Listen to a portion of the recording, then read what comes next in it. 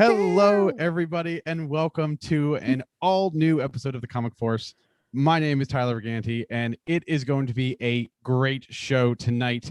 We have a special guest. We have the High Republic news, and we're going to discuss our brand new roundtable of the 2020 run of the Star Wars mainline. But before we do that, let's go around the room and introduce everybody. Emma, how are you doing? I really appreciate it's hockey night tonight on the Cosmic Force. You've got your Bruins gear. I've got my Lightning gear. How's it going? It's great. Bruins are doing great. They advanced to the next round. We love that. I'm in the middle of a thunderstorm. Don't love that. But I'm really excited to talk about some comics tonight. Yeah. Yes. All right. Our special guest tonight, because Caleb is at Batu right now, I believe. So we have filling in for him tonight, the one, the only Eric Eilersen. Eric, how's it going tonight?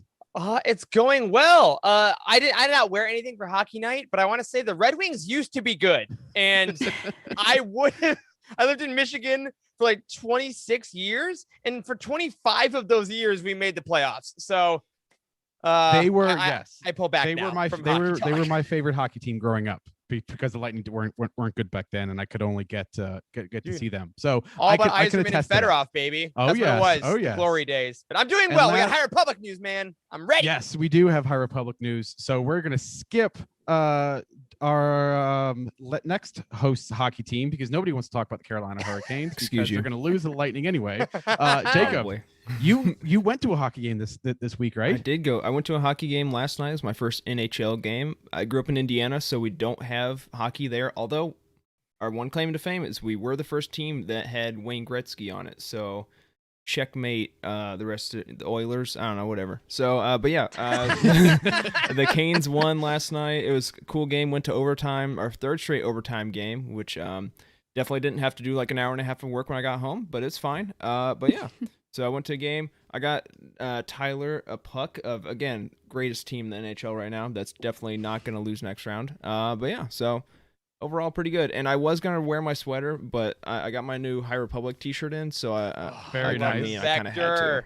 We've got to balance the sports talk and the comics talk, because normally those two populations don't gel well. So we got to make sure we limit that amount of talk. But we do have Eric, so if you're going to do Star Wars and sports, we have the right guy on the show today. Oh, yeah. Fun, because we have anything is. I was gonna say we got hockey in Star Wars on this show. They have like Premier League soccer in Star Wars on Contra Book Club. And then you have only me yelling about the NFL and Charles yelling about the NBA. Nobody wants to hear about the Dallas Cowboys. So we're just going to go ahead and move on. We are a Star Wars comics podcast that broadcasts live right here every night on youtube.com/Youtini. You can check us here every night live, Wednesdays at 8. And if you can't join us live, that's okay. We are on all of your podcast networks, as well as the videos are here anytime that you want here on YouTube. We also have a very large 1,000 member Discord channel at the link. I don't know. Eric's in my ear making noises, and he's all messing me up. I take a week off, and then I come back to Eric, and that's everything is all over the place. So in addition to Discord, we also have Patreon, patreon.com/Youtini. That's the link I was trying to say in the last segment.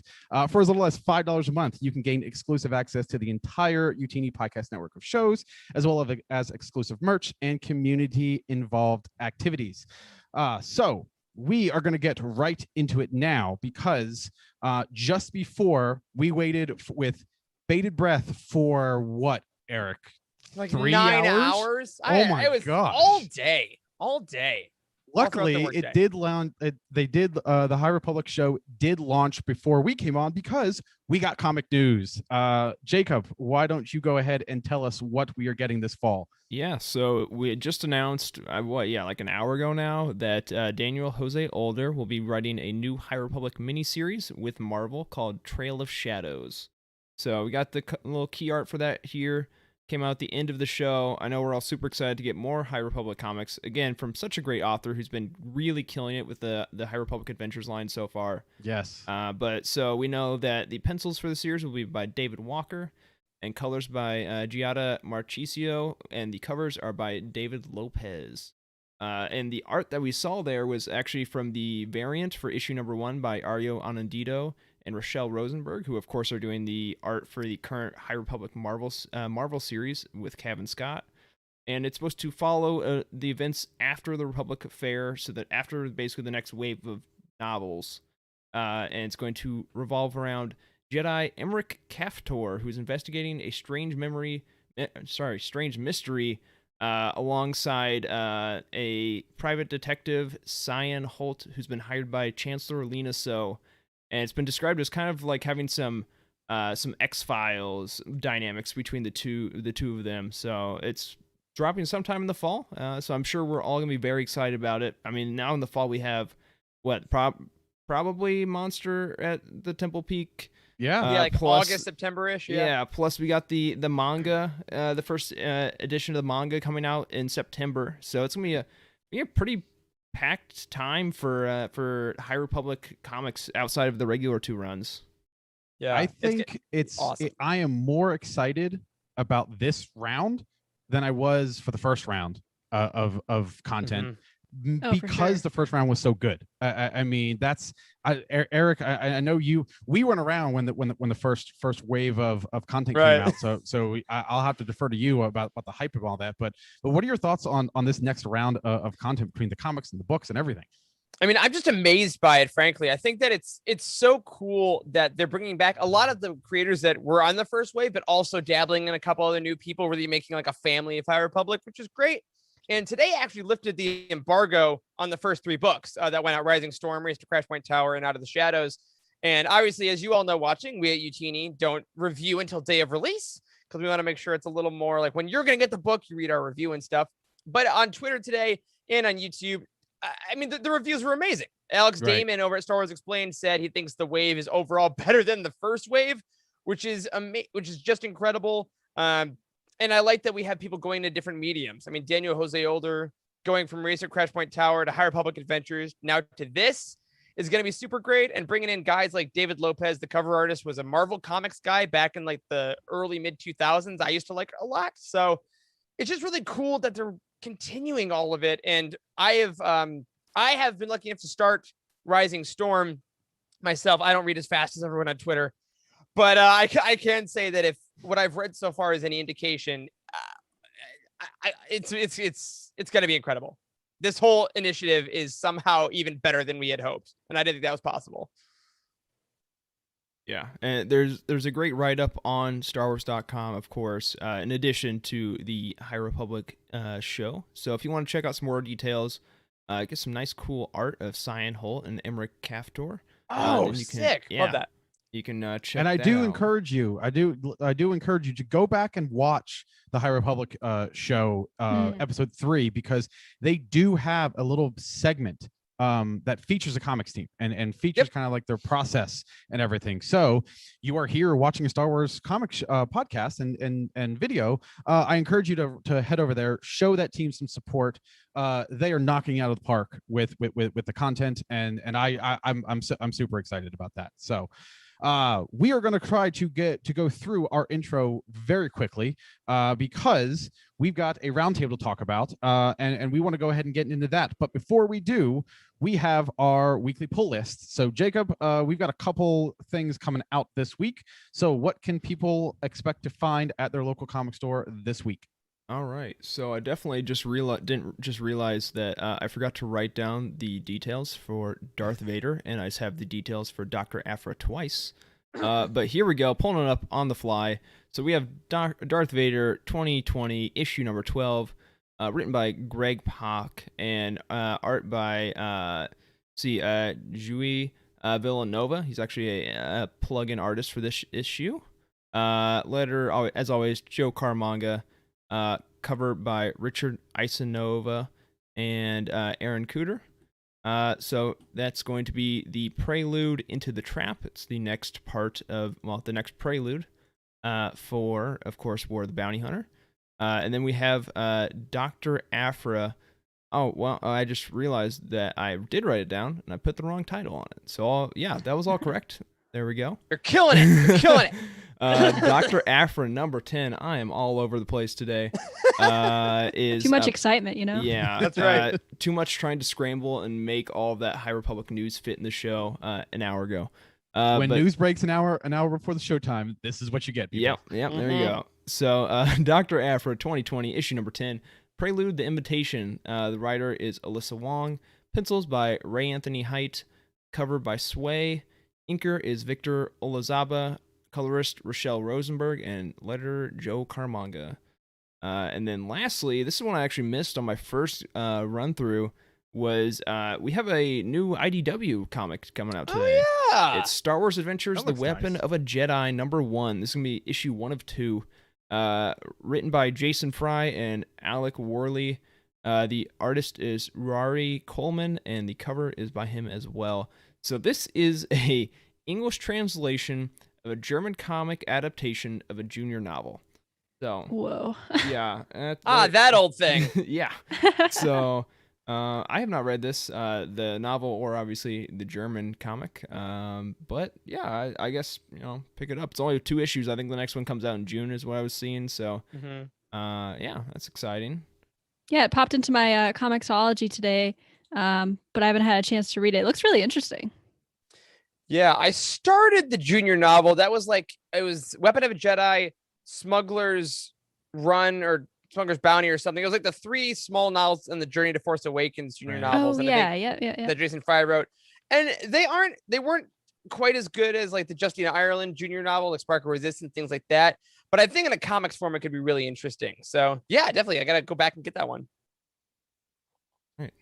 Oh, I think All we're going right. to, hop. And of course, as always, well, except for Star Wars Adventures, all of the Comixology links for those are in the description. Boom. So now let's go ahead and discuss what we are loving this week. I'll start with my art of the week. This is from Darth Vader, the 2015 run. This is issue number 1. The artist was Salvador LaRocca, and the colorist was Edgar Delgado. This was a really interesting issue because there's a lot of this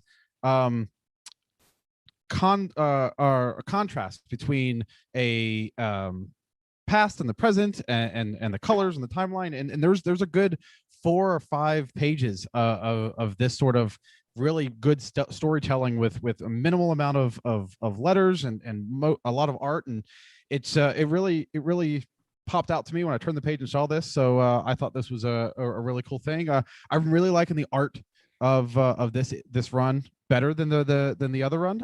Charles Soule run, the story in there is fantastic, but I think the art of this run is maybe a little bit better. So I've read this, and I've read the second trade paperback.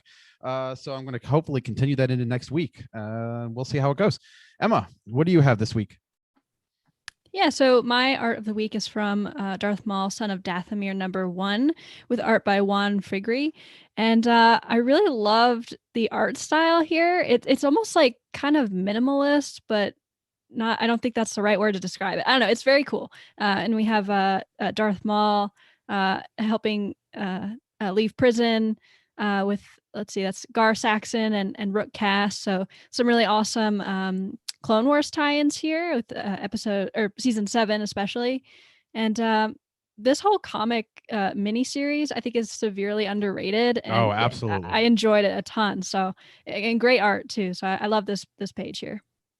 Maul is one of my favorite characters. So having him featured is like this is great. It's funny because like Darth Vader, Darth Maul, all of the Darths, they translate really well in the comics. So I love it. I love it. Yeah, that's actually Darth Maul off of the Living Force winning Darkseid draft team, if I remember correctly. Right. That's right. It's funny you bring that up because that's also on my Carl comic draft list for last week. So Yes. Look at that. He's won all the drafts. Maul's He's won it all. a draft Right. king. So He's draft you- kings. are you admitting The that MVP. I won last week, or I think I'll take so. that. Oh, Yeah. I'll there's say no it. winners. No. but maybe. Jacob, what's your art of the week? So I saw this and I just like couldn't not feature this ridiculous like comical panel from Vader Dark Visions #2. Oh my god. This is art That's by incredible. Brian Level, and yeah, that's exactly what it looks like. It's a Imperial Star Destroyer ramming through an Exogorth, or AKA the Space Slug. And that's, I mean, I don't really know if I need to say anything after that. It's just like It's pretty straightforward. just look at it. It's That's ridiculous. wild. You crazy- have my attention. Yeah, it's like this like the premise of the story is an Imperial officer fails Vader, and he knows what is the cost for failing Vader, so he puts his crew through everything possible, basically driving them to their death to try and make up for this mistake. So when a rebel U-wing flies into the space slug, well, he's chasing right after it, and yeah. So that's what that looks like. It's insane. But yeah, Jeez. Vader Dark Visions is a mini-series of comics written basically from the perspective of like regular everyday people who interact with Darth Vader or see Darth Vader at some point.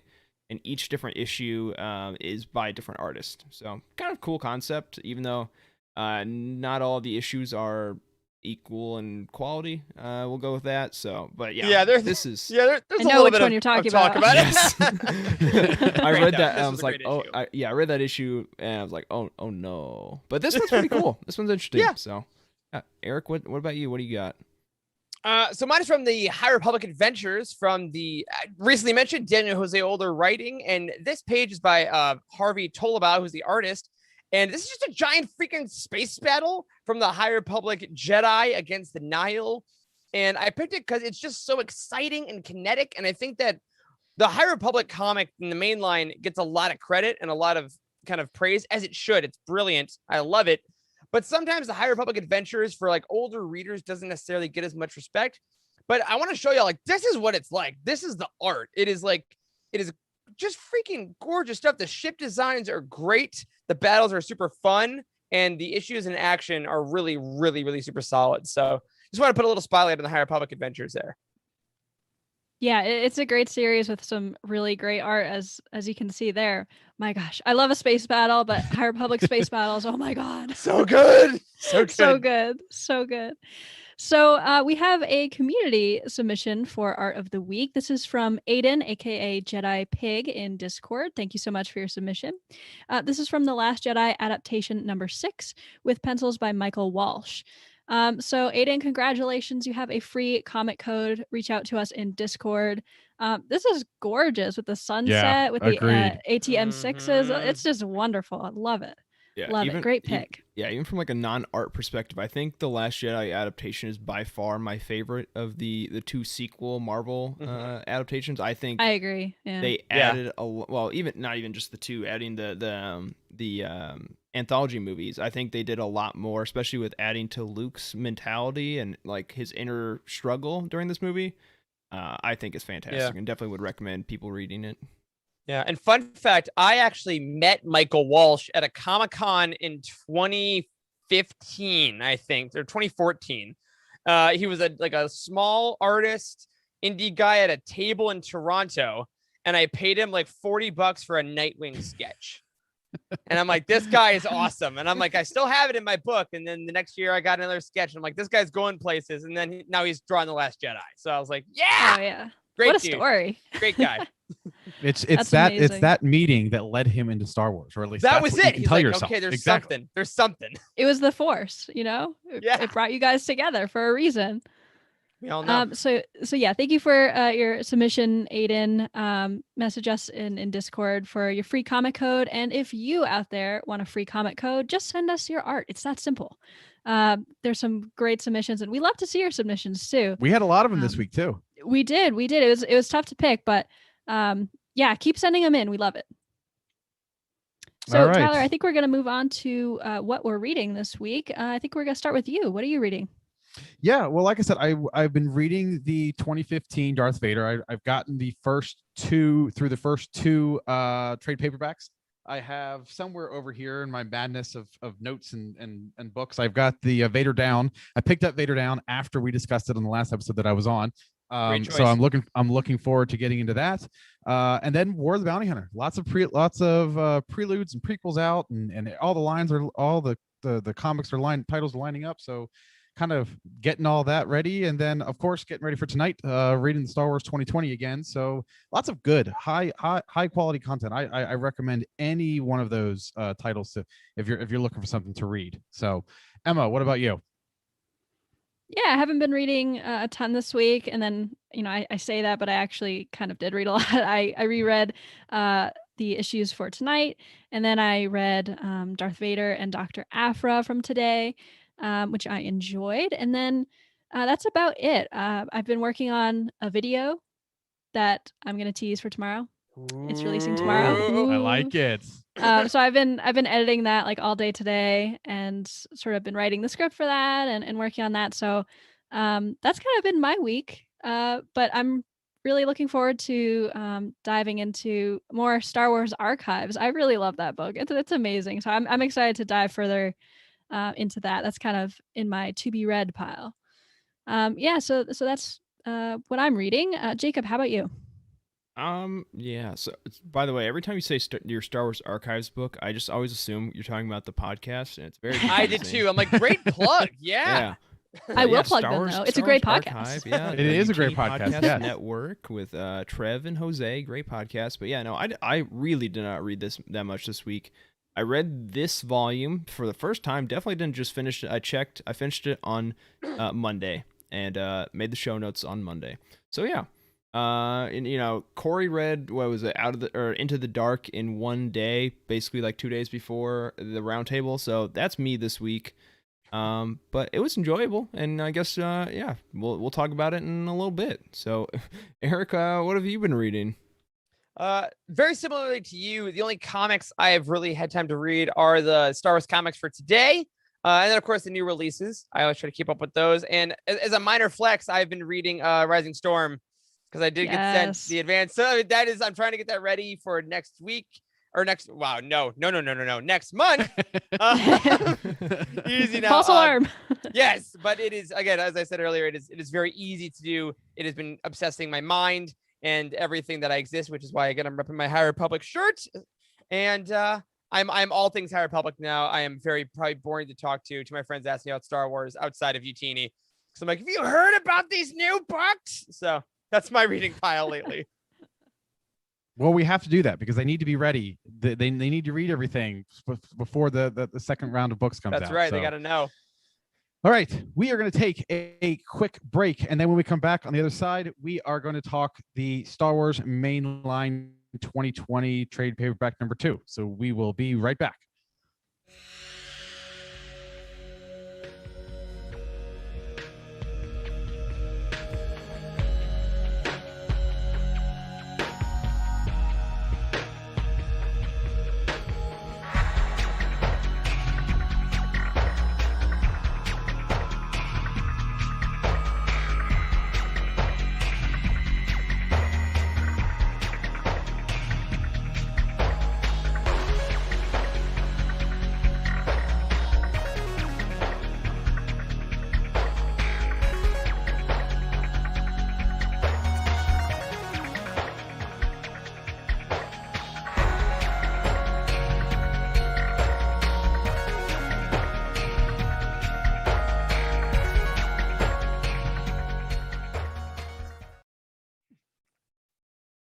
All right. So for our audio listeners, we just saw an awesome new merch ad from Yes. Jose. Thank you, Jose. And yes, you saw right. That is Cosmic Force merch. You can get your own Cosmic Force merch. All right. You can get a t-shirt and a bag and a sticker. And by the way, I have one of those bags. It has the Youtini logo on it, but it's the same size, and it is perfect to pick up your pull list, just FYI. So youtini.com/merch, and it's so exciting to have our logo on a shirt, you guys, right?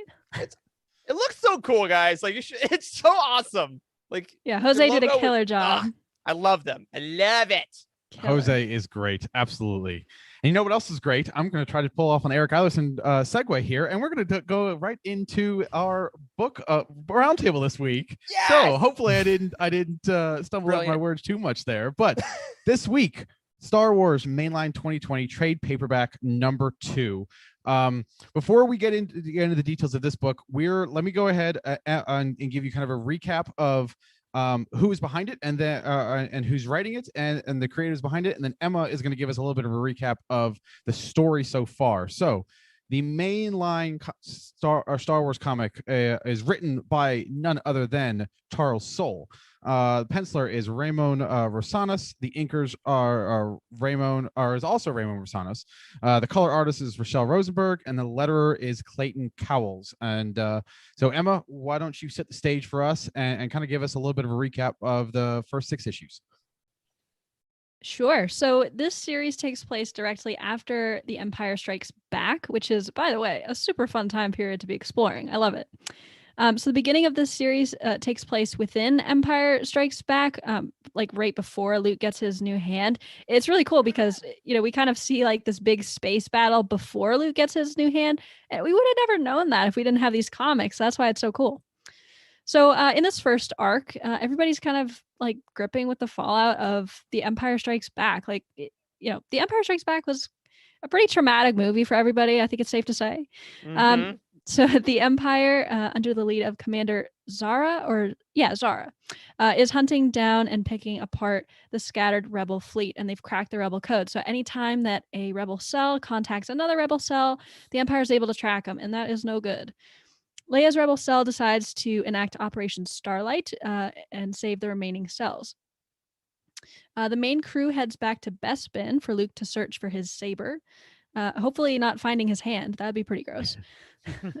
Lando goes there to rescue Lobot, and Leia goes there to figure out how to dethaw Han, for a lack of a better term. Luke follows a vision of a new saber and runs into Verla from Dark Lord of the Sith. She nearly kills him when she discovers that he's the son of Vader, understandable, but sends him on his way to find his next saber.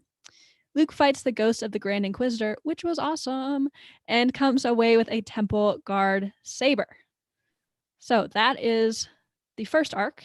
And now we are about to discuss the second arc. Yeah, there it is. The Temple Guard saber. This boy right here. Wow, look at that. Little did I know when I bought it that it's actually a Luke Skywalker saber. There you go. I love that. Very awesome. But before we talk about this second arc, let's everybody rate it first. I guess I'll go first, and I'll give it an 8.5 out of 10. I thought it was really, really solid. And I'm also reading that we're supposed to not give much explanation, so I'm going to stop myself. Tyler, how about you go next? I'm gonna go a little higher. I really enjoyed the first arc. As I said in a couple episodes before when we were talking about the character comparisons, this arc has kind of really moved Lando up in my likable characters. So I'm gonna give this a 9.5 because this is a really fun story. Let's go to the guest tonight, Eric. What are your thoughts? Man, I'm gonna split the difference a little bit. I think I'm gonna give it an 8.75 is what I'll do. Again, not too much explanation. I thought it was a lot of fun. I love the throwback to High Republic, obviously, with Starlight, and all the stuff with Kess and Shara just really hits me where I live, as I'm sure we'll talk about in a little bit. Yeah, so I guess my turn. I don't know. I was thinking slightly lower, but now, even though you guys haven't given much, I'm thinking I'll at least start with an 8, and I will probably be very easily persuaded to go higher. So solid. It was enjoyable. I don't know. It's a little weird because we'll get into it, but this was kind of split into 2 mini arcs, so that kind of changes things a little bit. But yeah, I really liked it. I mean, I still give it an 8, and I mean, I'd take an 8 out of 10 in school any day. But yeah, that's the law school talking right there. There you go. But yeah. All right. So Emma, why don't we go ahead and dive right into it? And why don't you go ahead and give us the summaries for, let's go issue 7 and issue 8. Yeah, so before I start, issue 7 and 8, like Jacob said, they're kind of like 2 mini arcs. So 7 and 8 are called The Will of Tarkin, which is a super cool name. And then speaking of cool names, 9 through 12 is called Operation Starlight, which, yes, it is a reference to the High Republic. So yeah, I'll summarize The Will of Tarkin. So issue number 7, here we go. Commander Zara is about to set out to take down the next 2 cells, one of which is under the command of Leia. They've found them based on communications. In Zara's past, she was recruited by Tarkin to be his personal protege. There was a very cool scene with them on Iriadu, which is Tarkin's homeworld, kind of testing some recruits, and Zara's just like totally menacing, and it's scary. So her last mission for him was a failure, and she set off in disgrace before the Death Star was blown up, which makes her have quite a grievance towards Leia because of the rebel plans. And now her mentor's killed, but he never knew that, she actually turned out okay. And so yeah, she's not too happy about that. I don't blame her. So issue number 8. We have Commander Zara deciding to lead a boarding party to go after Leia in the heat of battle, which is very unusual for a commander to do. However, while she's away, the rebels are finally able to deploy their fighters and turn the tide, so she must return as her forces escape. So she's only able to injure Leia very slightly, but isn't able to kill her like was her ultimate goal. Tyler, how about issue number 9 and 10? Issue number 9 kicks off the Operation Starlight arc on this, and that is when we finally learn the nature of Operation Starlight, and that C-3PO, our favorite protocol droid, has developed an idea for an unbreakable code, but they will need to an ancient protocol droid who knows a dead language to create it, because they need to figure out a way to re-encrypt their communications. Lando is able to smuggle Kes Dameron and the Pathfinders to Coruscant so they can steal this ancient droid from an Imperial Museum, and things of course don't go as they expect, and there's a little bit of a casualty. Somebody actually gets left behind, but they don't want to make their sacrifice in vain. But unfortunately, the droid, that they're able to get the droid, bring it back to the fleet, but the droid turns out to be corrupt, and Lobot is needed to be able to stabilize it, and so that they can actually get to work. But before they get to work, a droid who has some aggressive negotiations with the fleet, and decides that if I'm going to do this work for you, you're going to need to do some work for me. And they finally agree, and the newly formed Starlight Squadron, under the command of Shara Bey, heads out to spread the code to the other cells. But unfortunately, it turns out to be a trap. It's a trap. Back at Leia's, it's a trap. There we go. We legally have to do that. Yes, of course. Back at Leia's ship, it turns out that the process of keeping the ancient droid running is quickly killing Lobot. Lando tries to intervene, but Kes is not having that at all.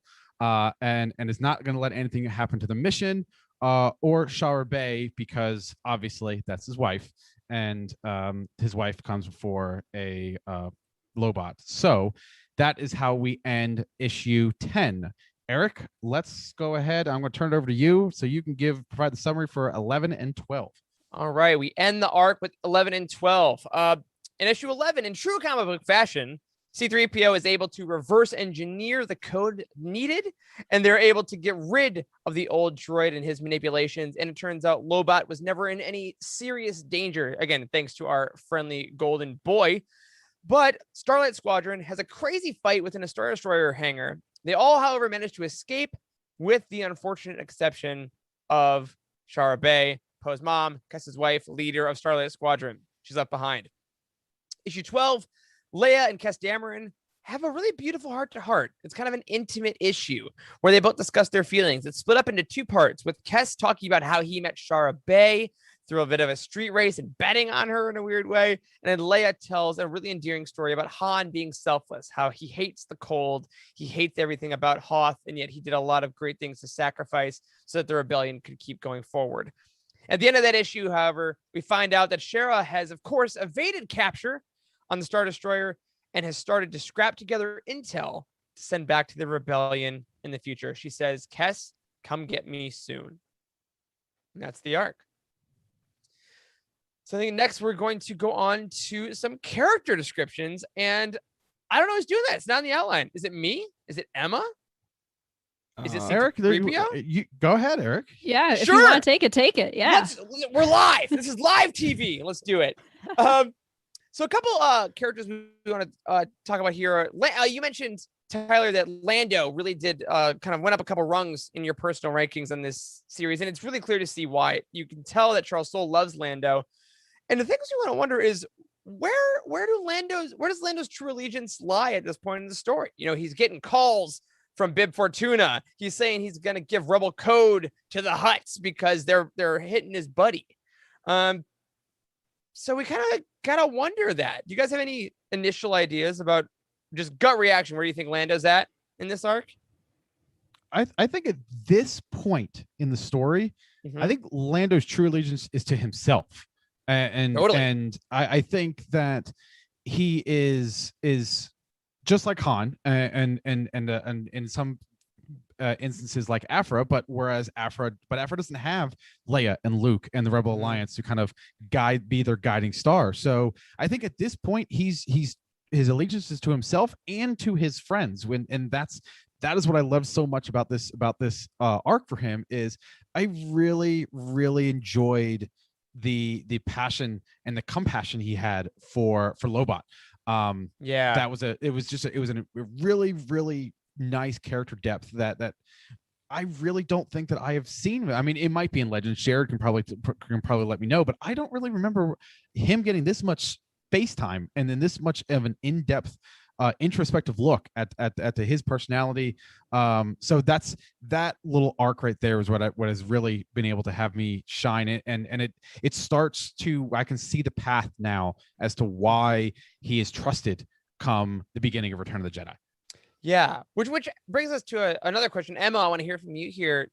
I think a lot of people could, especially in like the older times when we didn't have as much content, could think that Lando and Han were pretty similar, right? We got the smuggler, but he actually has a heart of gold. They literally wear the same vest at some points. Like, it can kind of be 1-to-1.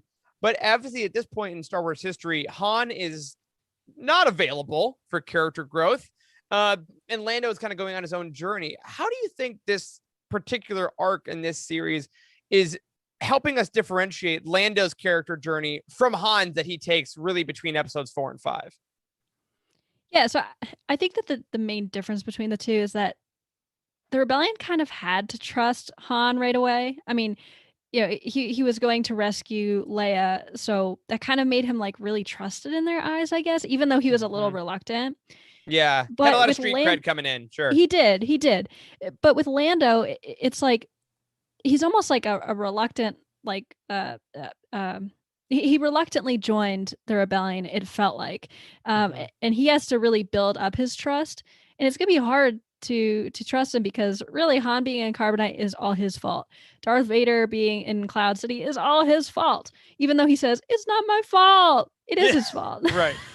Yeah. So yeah, their stories are definitely different. I think this comic sort of helps us see that Lando, you know, even though if you just watch the movies, it seems as though he's trusted like right away, but that's not actually the case. He's sort of building up trust in these comics. Right. And of course, we also see him eroding that trust, as we said earlier, when he's literally making all these calls to the cartels and to all these people saying, hey, we just went through a giant arc. We made a sacrifice of a Pathfinder. Shara is missing, all to make a new code. And he might immediately sell that code. Jacob, do you think that we're going to see in these comics Lando actually betray the rebellion in some fashion to Jabba the Hutt? I don't think it's likely. I say that, but you know, we don't know what's going to happen in War of the Bounty Hunters. It's very likely that maybe he turns heel there. I think it's just a little bit more of comics misdirection. Y'all, you know, comic books always have to kind of, you know, give you that cliffhanger that doesn't really go anywhere. Just like Lobot's gonna die. It's like next issue's like Lobot's fine. Yeah, right. But yeah, so I don't know. I think, yeah, Lando definitely has his priorities. I think it's definitely Lando number 1, Lando's friends, and Lobot number 2. And I think there's a good in him after that. But so like comparing it to like Lando Double or Nothing and like the Age of Rebellion Lando series or one shot, you definitely see that Lando has like that heart of gold in him, and like when he's kind of pressed on it, he'll definitely, you know, try and help other people out. He's putting in the Age of Rebellion series, he like basically squanders his money to try and pay all the people around him. And was there a little peer pressure? Yeah, but he's still giving up something. Like, he doesn't have to do that. He could pay, like, he goes to another mining facility and there's slaves there. He's like, well, I can't do that. I can't like just enslave people to make a ton of money. Like, I have to treat people right. So he like frees them, and then he comes back. Yeah, he basically comes back and gives all of his money away to make sure the people in Cloud City are paid well and enjoy their time there. So I think similar to Han, he has that like tough guy front, but when you really push him, I think he's still going to be the good person at heart. So I don't think he's going to betray them. And if he does, it's going to be something where like he betrays them, but it turns out to be like inconsequential or something like that. I don't think it's going to be a big deal in the end. Okay. Yeah, I hope that's the case because then, you kind of build the argument of, well, how did they trust him to become a general in episode 6? Right. 100%. Yeah. Not that it's hard to become a general in the rebellion, as you've seen. Like, it's kind of willy-nilly. But I wanted to, Jacob, quick follow-up. If he does betray him to Jabba, will we ever see Jabba in a flashback as jacked as that hut we saw in Darth Vader today? Oh, wow, man. I mean, guys, probably if you want to not, see a but jacked that was hut. crazy. Yeah. It's like, I thought Gracchus was like pretty wild with his like metal like robot legs. Weak sauce. But yeah, no, this like hut has like a 12-pack and ripped arms. It's crazy. So. Yeah, I had a thought on Lando. I think I will say I still think he doesn't betray them, and if he does, it's inconsequential. But we have been seeing some seeds of like how we get to Return the Jedi. Like we stole like an Imperial shuttle, I think, in the first arc, and I'm assuming that's gonna be the one they used to go to the second Death Star. Oh, the Tidarian. Oh, the Tidarian. Mm-hmm. Yeah, we're nerds. Look at think, that. maybe, obviously the Empire knows that the rebels are coming. Maybe the rebels' plans are leaked out because Lando leaked the code, and that's how they know to throw the shields up and everything. So I don't know. That's interesting. That's a hot take right there. I still don't think so though, but it's possible. Yeah.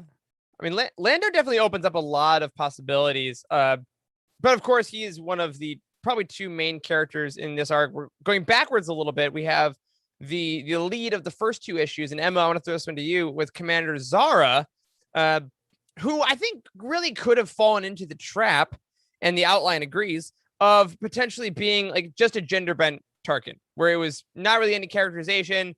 It's all Tarkin just with a new coat of paint. How do you think that she operates more than that? Even though she's only given 2 issues, it feels like she does a lot.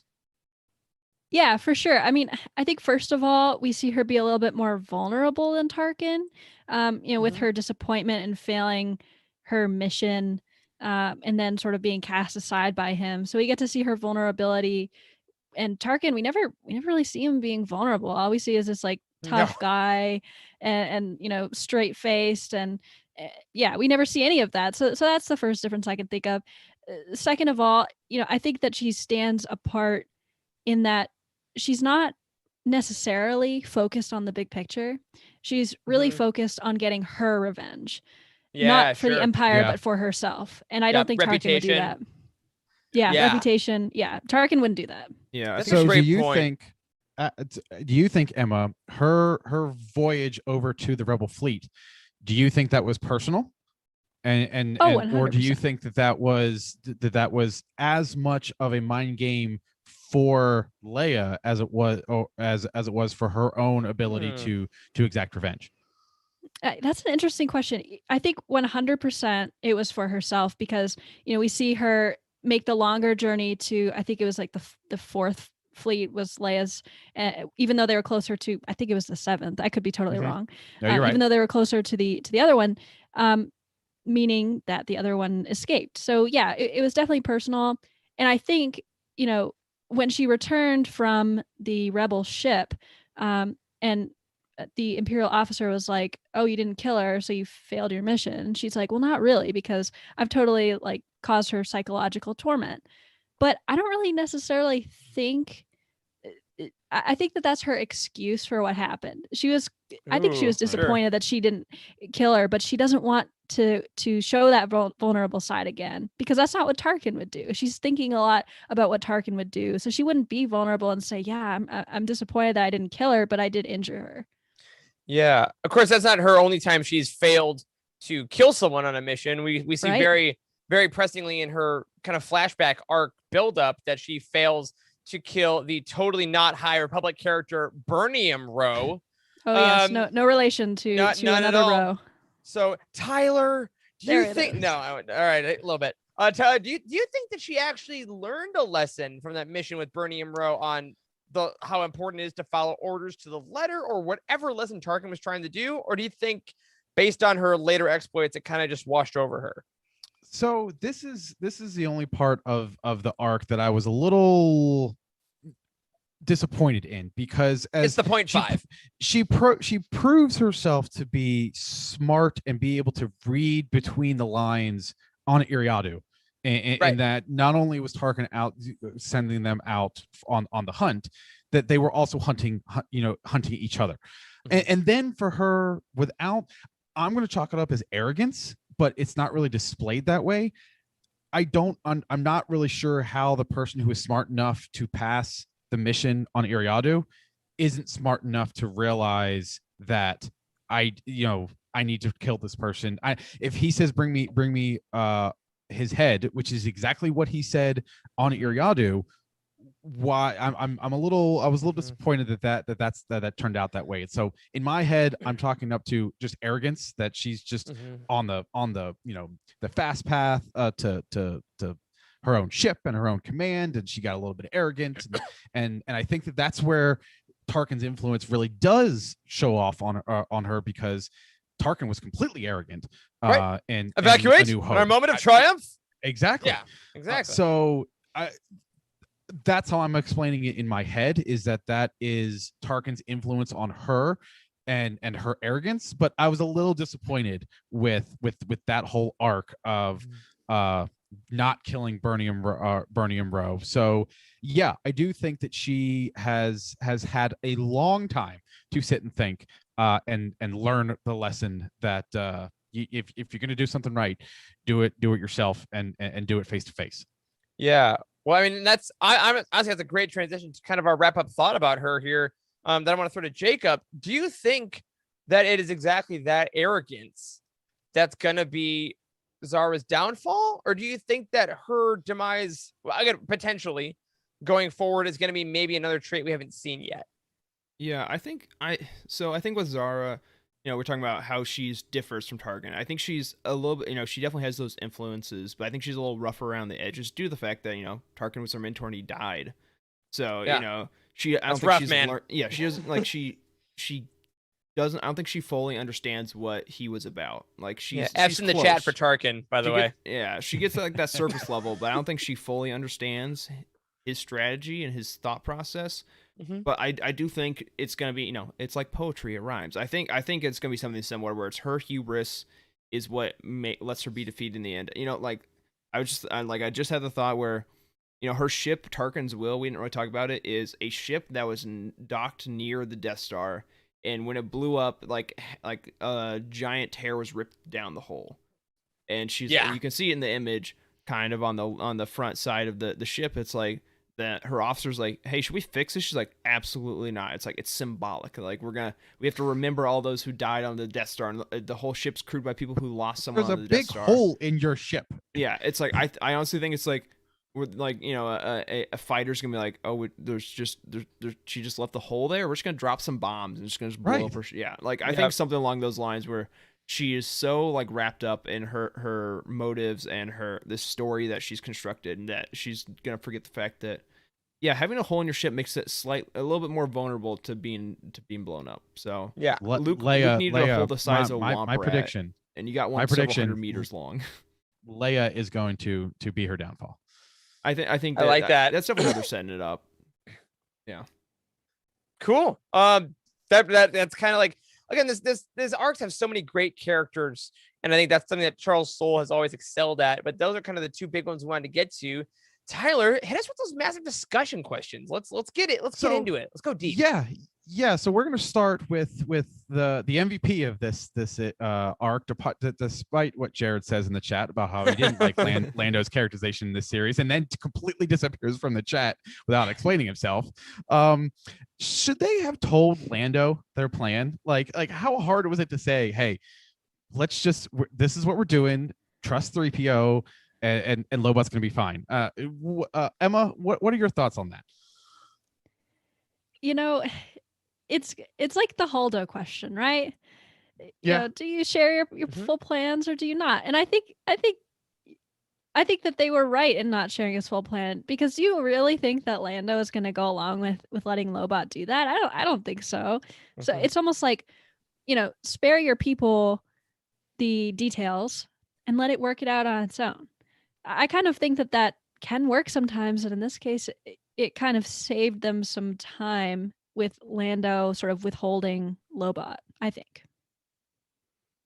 Yeah. But could you have seen a situation where after the plan is enacted, being like, hey, trust me, even if Leia just sits there and says, trust me, I've got this, I still feel like there could have been a little bit more, maybe not a complete exposition dump, but maybe just a little bit of more of like, hey, I'm Leia of Alderaan, I got this.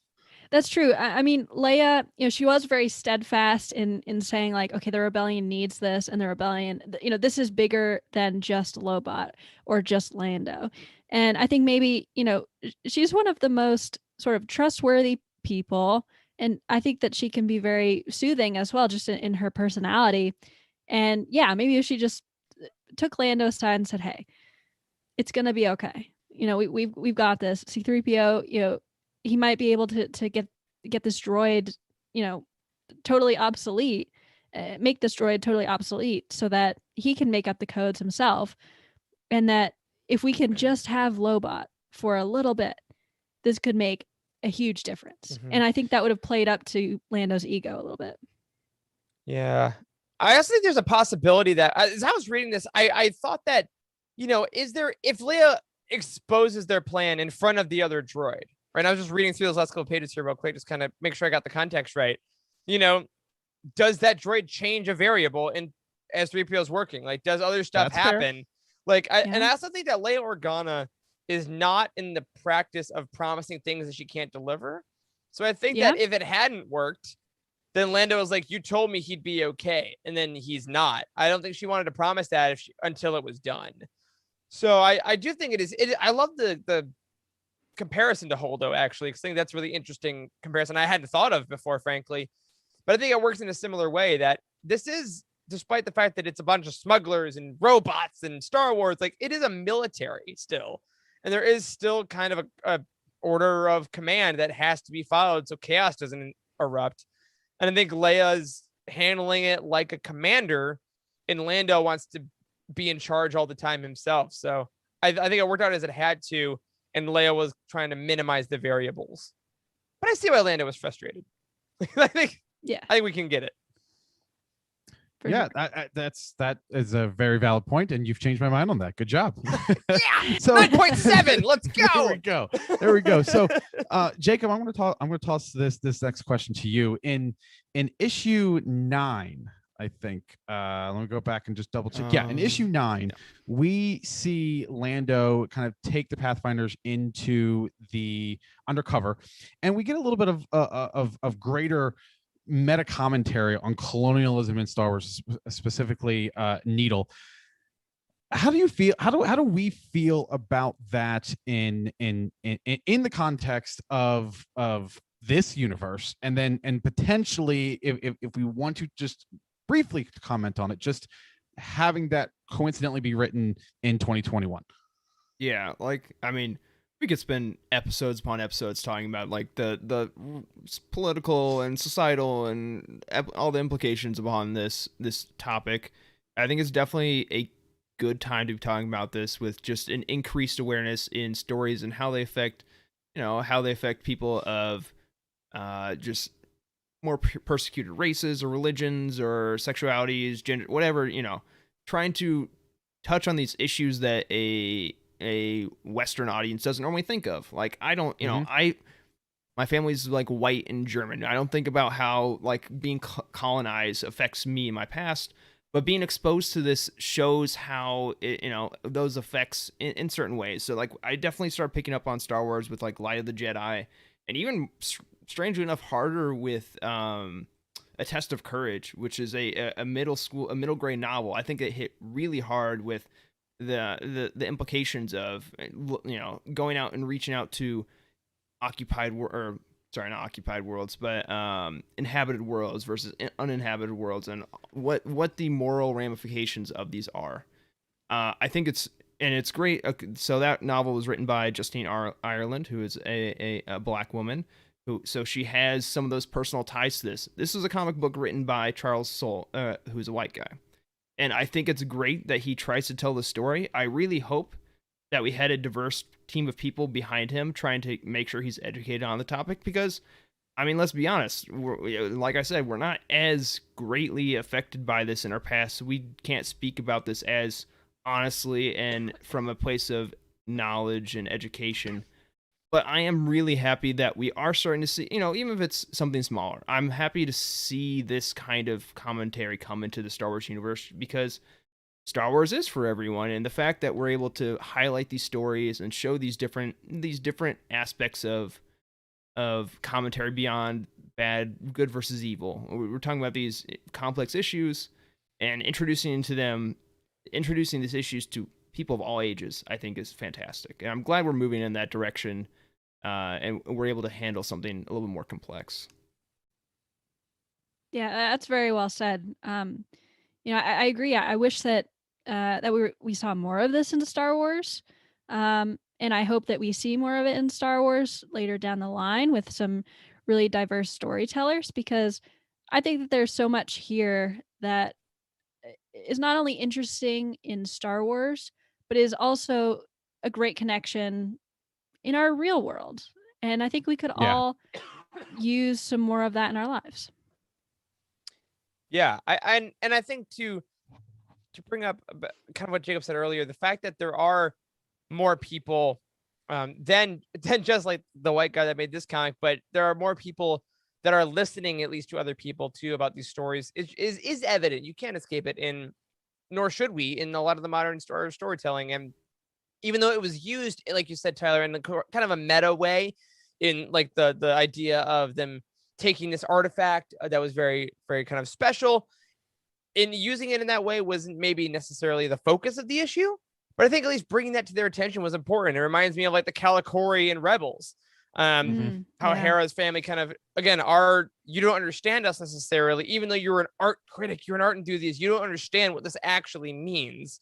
I think that's also very important to tell people, hey, even if you can appreciate something, if it doesn't mean something to you based on your background or your experience, you still need to listen to those that do. And then, I mean, come on, it's Star Wars, we adore it. So if we're going to learn anything anywhere, it might as well be in a galaxy far, far away. Right. 100%. I think this is a perfect example of art imitating life. And I hope that the purpose behind this, and I think the end result is, if it doesn't, it starts to open people's eyes in the sense of thinking about it, at least in this fictional world, and I'm hoping that it's used as a way to potentially open eyes into other things, because you know, art does imitate life, and we write and people write this and do movies and comics and any type of art as a way, I hate to underscore it by saying this, but as a backdoor way into telling people about things, about other things, about real world things. And so if it gives people an opportunity to see it in this universe, in this world, hopefully it'll allow them over time, you know, to maybe think about it in the real world as well. So it was done well. Personally, you know, for my opinion, I mean, some of these things can be a little heavy, which can kind of ruin the point and drown out the rest of the things going on. But I think this was done well. It was illustrated well. The art was amazing. The passion in his face, and I mean, I could hear him in my mind's eye when I was reading those you know, panels where he is, you know, ultimately sacrificing himself. I can hear all the emotion in his words. And it was just it was a really, really great you know, imagery from the creative team of this book. Yeah, something I think about, like, in addition to this whole this line of commentary and storytelling is something that it reminds me of. There's a Living Force episode, I think probably around a year ago now, about all of the Black authors in Star Wars history, and there was like 3, like legitimately between Legends and canons, it was like, there's been like 3 Black authors in like 40 years of writing books, and just like between that time and now, we still have a long way to go, but just the amount of like, I mean, obviously Justina Ireland's writing for us now. We have, but like the amount of like BIPOC authors in like, just look at like Empire Strikes Back from a certain point of view. Like, I feel like a quarter of those people were, ethnic minorities, non-white authors, which is, we're definitely, I think we're heading in the right direction. And the fact that, couple that with the fact that we're telling more complex storytelling and more complex concepts in our Star Wars stories, I think we're heading in the right direction.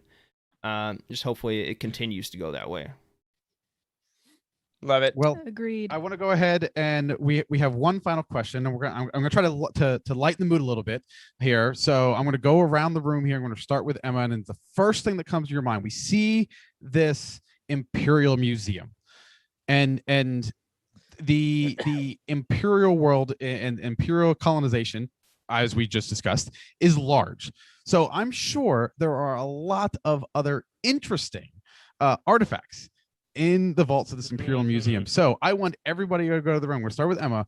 What is one other item or artifact that you think in your Star Wars universe, this item is also in that Imperial Museum? Emma, you go first. All right, I really love this question. And this legitimately is the first thing that comes to my mind. I hope it doesn't sound too silly, but it's gonna make you guys laugh. I think Snoke's hat is there. Yes, Emma. I don't know why it was the first thing that came to my mind, but it was. So does he break into the museum and steal the hat or something, or how does that work? The Drengir did it. Okay. I will accept that answer. Thank you. I love it. My answer is all over the place. Oh my god.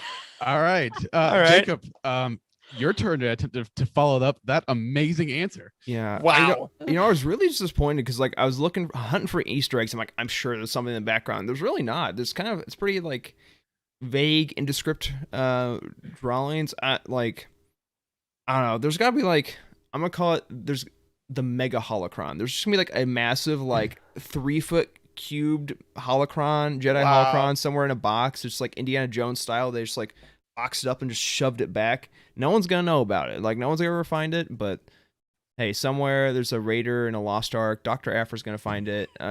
Mark my words. If Afra breaks in this museum in an arc or two, I would love that. Just like her, throwing junk around. Oh, I hit my mic. Oh Lord. Okay. Just her throwing junk around and everything. It's like, oh, this She'd is the one lose thing I it. needed. Yeah. She'd lose her mind. All right, Eric. Yeah, mine is gonna be. I had to Google this to make sure it's the image I'm thinking of. In the early concept art for Chancellor Lena So of the High Republic, she has this like really ornate kind of like headpiece. And I think the headpiece is in there because I think that when Palpatine took power, or even in the Republic, they started to slowly try to phase out everything that was going on in the High Republic so people wouldn't remember the glory days and only think of Palpatine's power. So I think he hid the ornamentation of the High Republic back in the vaults of the museum. Oh, Very like nice. that. Very nice. Mine is nothing specific because I can't think of it. I can't think of it. Jacob's pulling up the there on it the is. on the fly producing Look at here. that. Pulling up the headband I think that's right what there. it is. God, Why it's not such a have good design. why not have her something from her pets in there as well? I mean, while you're at it, I mean, The actual taxidermied pets? That'd be yes, great. exactly. They are exactly. also in there. I mean, coming from the vibes of this museum, they would 100% be in there. Absolutely. Oh yeah. Yes. That's better. Earlier, I believe it's an issue. It's actually the first issue, issue 7. The Emperor is talking to Vader and mentions Thrawn.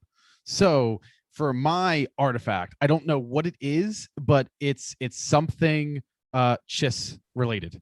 Something he has brought back. Nobody knows what it is. Nobody except for him knows what it is. But it's kind of hidden in plain sight. of something that is extremely valuable to the Chiss, and something that gives all of a lot of their secrets. And he's just gonna hide it right there in the museum. So. Ooh, okay. What if it's like a ticket stub from the art museum he went to with Aralani on their date in Chaos Rising? He's like, this is an artifact that's very important. The sparring sticks, that's exactly what's in there. Are these Triss weapons? Yeah, they're totally not from a date. Yes. All right. So just like with all of our Easter eggs, we are going to end with some amazing Easter eggs. And so I'm going to turn it over to Jacob, who did great. Just first off, great research on this. I'm really impressed with all this. So Jacob on Wikipedia. Yeah. All right. Easter eggs. So Jared or Trev, someone who is crazy about Star Wars, this one's for you. All right, so Tarkin's will used to be known as the Fortitude, which the ship's existence is more or less the definition of that word. I don't know, thought that was kind of cool. Zara's background heavily ties into Tarkin by James Luceno. She goes to the Carrion Plateau from that book and has to hunt a Virmuk, which is also the same thing he had to hunt in his coming of age trials. Bernie Moreau obviously shares a surname with Markian Rowe, the Nile villain, and is said to use the rhetoric of the Nile. However, there's pretty sure there's no relation between the two, as he is a Krukian and Markian. We don't know what his species is, but it's definitely not that. Hey, if we've learned anything, in the Star Wars universe in the last 3 years, you don't have to be blood to be related. Okay, that's true. Yeah, that's right. There's Bernium Skywalker. Definitely, he is. So there we go. Yeah. All right. So Vader mentions Tarkin taught him a lesson on Chandra's folly. This is a reference to the Dark Lord of the Sith comic series, where Tarkin is basically told to hunt Vader and test him. So next, in the museum, they recently brought in artifacts from the Cachirio ruins on Kashyyyk. This is actually the location of the battle from Revenge of the Sith. So where Yoda and Chieftain Tarful are hanging out. That is that place. Yeah. The Imperial Museum. Okay, first appeared in Tales of the Jedi, Freedom Nad Uprising, issue number 1 in 1994, and was then known as the Galactic Museum. Next, the Pathfinders is which is the group of soldiers with Kes Dameron and all the others like Needle trying to invade the museum. That's the same group of soldiers that actually led the ground assault on Endor with Han in Return of the Jedi. Sick. Next, Lando references Lobot's past before he was mostly machine. This story is, of course, told in our co-host Caleb's favorite comic series, the Lando miniseries, which is also written by Charles Soule. So for Starlight Squadron, there are some people that you obviously know, like Wedge and Charbet, and there's a few that have never appeared in anything else, but there are some that have previous canon appearances. One is Lulo Lampar, who is from the Shattered Empire and Poe Dameron comic miniseries. So he not only flies with Charbet, but he also flies with her son Poe. So very cute there. Next is Evan Verlaine, who is from the Princess Leia miniseries by Mark Waid and is also featured in Chuck Wendig's Aftermath Life Debt. Next is Mart Martin, not Matt Martin, but Mart Martin, who is from Rebels. He's the dude that flies the whatever, what's his name? The dude from Shadows of the Empire. He flies his ship, and everyone freaked out when that ship showed up. Did my Zoom just crash? Oh Lord, I might be flying solo right now. Well, no one else is gonna have any. Holy cow! I don't even know. No one's gonna have any commentary until that comes back up. But it's okay because we're in Easter eggs. If you're live with me on YouTube, I am sorry. Looks like I haven't dropped any frames. Anyways, we're gonna keep on trying to go here, and hopefully they come back. Mart Martin, anyways, is from Iron Squadron, I believe. But he was in the same ship as Dash Rendar. That's the name I was looking for. Yeah, so he's in this squadron as well. And then the last 2 Easter eggs, holy cow, I really wish Zoom would fix itself right now, are, are we back? Can you guys hear me again? Can you hear us, Jacob? Yeah, wow, that was scary. Cool. I was stalling there for a second, my Zoom went down, but I was an Easter egg, so I didn't need to, you guys didn't need to say anything. So, you guys can hear me now? Here we are, buddy. Hello? Can you guys hear me? I think I can hear you in the YouTube, but I Interesting. can't hear you in the Interesting. Zoom. actual How Zoom. about now? Oh, here we go. Yes, there we go. Okay. All right, we're good. That we're good. was terrifying. My Zoom just like That'd be a fun edit. minimized and started spinning. I was like, oh no. All yeah, right. you're still sounding a little choppy in our Zoom call, but we're getting near the end. We're gonna make it. All We're right. gonna make it. I don't think I'm dropping any frames for YouTube, so I think we're okay. But anyways, 2 more Easter eggs. There's the show notes. The most hardcore of Easter eggs. C-3PO's Treland 3 comms module comes from the Twin Stars of Kira RPG supplement book from the West End Games. That's Whatever. insane. And That's an insane pull. and then his AA1 Verbo Brain first appears in the Courtship of Princess Leia in like 94 or something like that. Again, literally, if you want to find these, just like anytime you see a proper noun, Google it or look it up on Wikipedia and you're going to find something. So there you go. Yeah, so that is Easter eggs. So are we ready to go on to our re-rating? Absolutely. Let's do it. Let's do it. All right, so I think I went first last time, so I guess I can go first the second time. And as is typical fashion for me, I'm going to increase my rating. There you go. I'm going to bump it to a 9. After discussing it further, Zara is a more interesting villain to me after discussing her intricacies. I thought Leia was a badass in this as well. And I love all the Shara Bay and Cass Dameron content. It's really great. And also that scene in issue 12 with Leia and Kes just really melted my heart. So, yeah, I really, really enjoyed this volume. And I think I've been really surprised by the Star Wars mainline this year, and pleasantly so. And I just hope it continues to totally just do its thing for the bounty hunt, War of the Bounty Hunters. I don't know why. There that we go. escaped We me, got but there. Yeah, there it is. Yes. All right. I'll go next in the Yeah, sure. ratings. I gave it an 8.75. I'll also put up to a 9. And I think it is in large part, Emma, to what you just alluded to, which was issue 12, which we didn't talk a ton about, is one of my favorite single issues of the year. The quiet issue with Kes and Leia is such a nice emotional kind of difference from the high action and espionage and pulling guns on each other of the rest of it, which is fantastic. Don't get me wrong. But I think all in all, it's just a really solid arc that I actually liked quite a bit more on the second read than the first. So if you're keeping up and you maybe didn't love this as much on the first one, highly recommend giving it a second read. It gets even better. Tyler, what about you? I don't think Tyler's in the Zoom call right now. Tyler, I miss you deeply. Jacob, what about you? Anyways, so I think I'm also going to increase my score. I'm going to go up to an 8.5. I honestly don't remember what I scored at first, so I'll remember when I edit this tomorrow or It's something like that. Yeah. Oh, okay, cool. Yeah, up a little bit. Yes. I do think Zara, after our conversation, is more interesting. It's a little light on Luke for me. He like basically shows up for like 3 panels in this entire arc, and I don't think you need him. Definitely not. But I do like a little bit, like at least put him in the background somewhere. But yeah, it's definitely very enjoyable.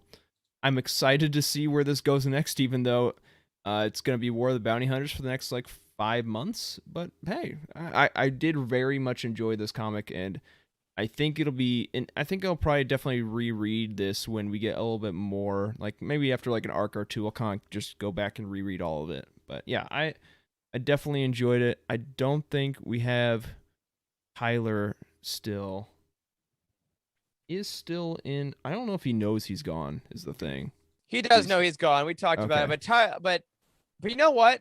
If we don't get Tyler back, do we have any other last thoughts before we get on out of here? This was, first of all, before we do though, I want to say just a quick personal thank you guys for having me on. This has been, your guys' show has been so much fun to watch, and this has been some really great comics. So thank you for not bringing me on for something bad, as I'm sure Legends Look Back is going to try to do to me in Ruins of Dantooine when that comes around. So this is a blast though, and I think let's Emma, do you want to, I guess, pitch what the next roundtable in this giant event that's coming up that Youtini's putting together? What are we doing next?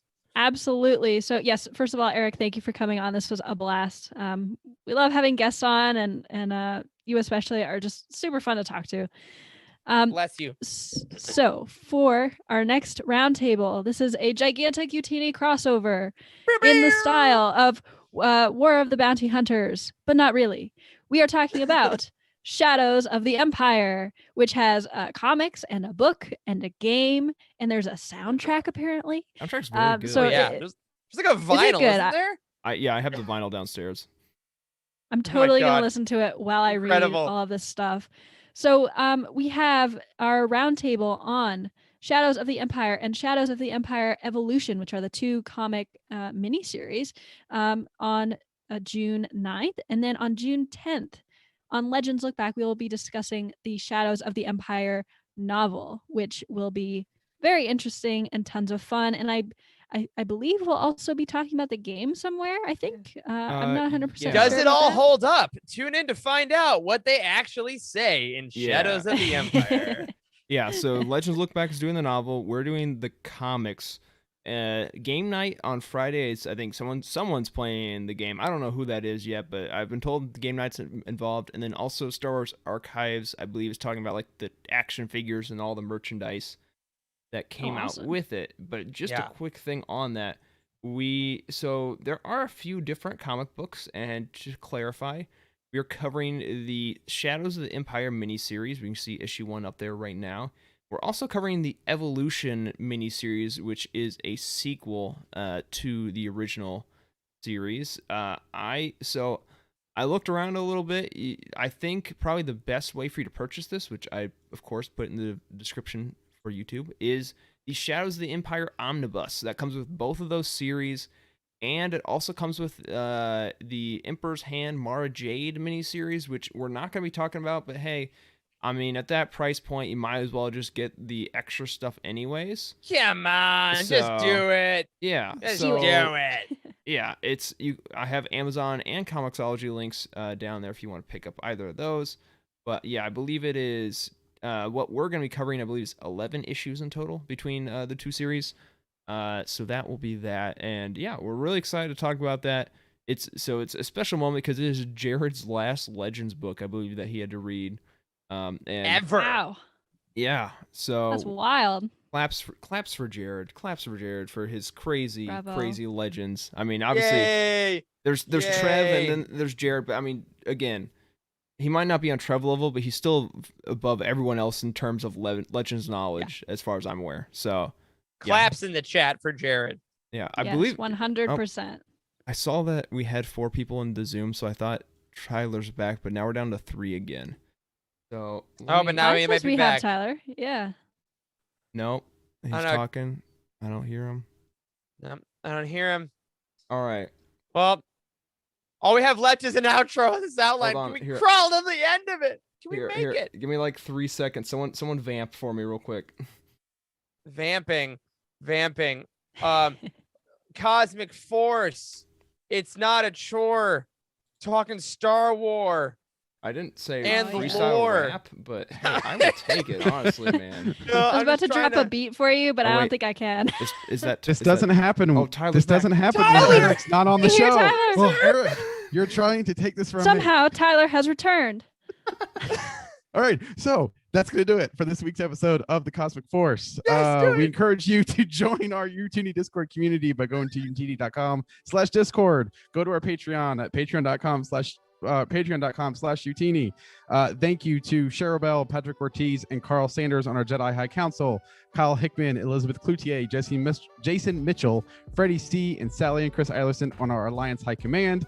Thanks again to all of my hosts tonight, and I'm going to get out of here before I lose my internet again. Thank you all for joining us, and may the Force be with you.